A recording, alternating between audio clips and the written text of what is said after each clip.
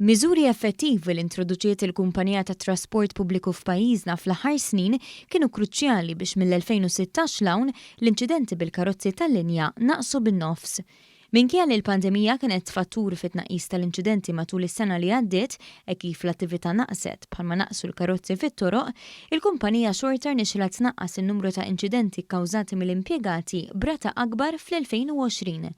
Fis-stqarrija l-Malta Public Transport ħabbret li riżultat ta' dawn is-suċċessi, il-kumpanija kisbet ċertifikat għas-saħħa u s-sigurtà fuq il-post tax-xogħol mill-Organizzazzjoni Internazzjonali tal-Istandards.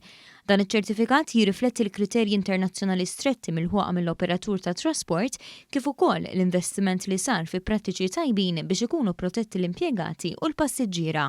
L-istqarrija lenkat l-isforzi li qed isiru mill-kumpanija biex fost l-oħrajn tanalizza r-riski, twettaq ispezzjonijiet regolari u toffri programmi ta' taħriġ kontinwu li jtejbu l-ħiliet tax-xufiera.